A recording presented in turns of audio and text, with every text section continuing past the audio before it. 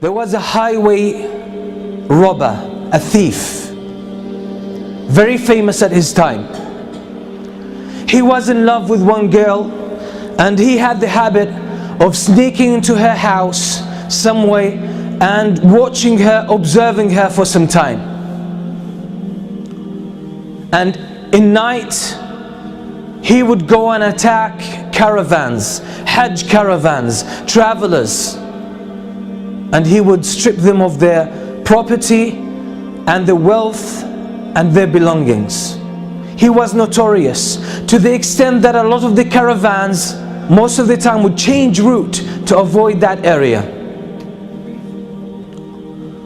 One night he climbs up the wall of the house of that girl that he loves, and he sneaks into the house, and as he was making his way into the house, someone was praying Qiyam al-Layl. Someone was standing before Allah subhanahu wa ta'ala and praying at night alone, reciting the words of Allah subhanahu wa ta'ala, أَلَمْ يَأْنِ لِلَّذِينَ آمَنُوا أَن تَخْشَعَ قُلُوبُهُمْ لِذِكْرِ اللَّهِ. Hasn't the time come yet for the believers that their hearts pay heed and feel humility to the words of Allah? Hasn't that time come yet?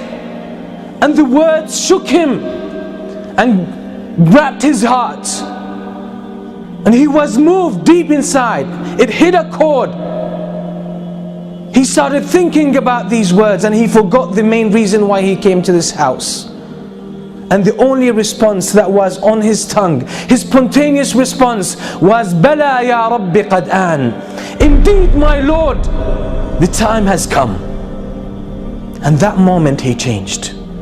So he went out of his house, roaming aimlessly, contemplating his life, contemplating his past, his behavior, his reputation, and his future, and his relationship with Allah. He ended up with a group of people who gathered together, and they lit a fire, and there were travelers, strangers. He asked their permission to join them.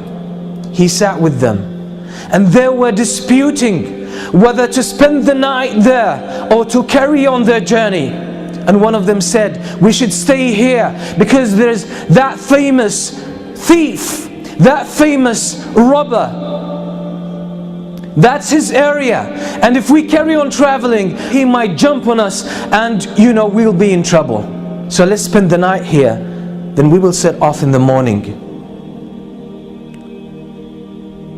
And the name they mentioned, the name of that thief, was this very person. It made him think to himself, what did I do that people fear me that much?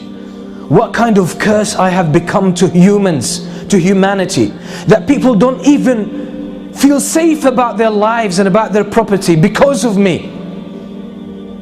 All of this made him question his life, question his way of life.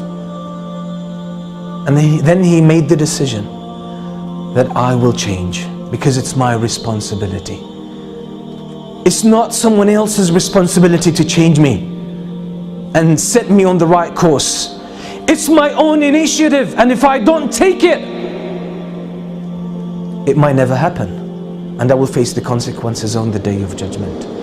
And that's exactly what he did, and he became one of the famous scholars, one of the famous worshippers in the history of Islam, and that's Al-Fudayl ibn Iyad.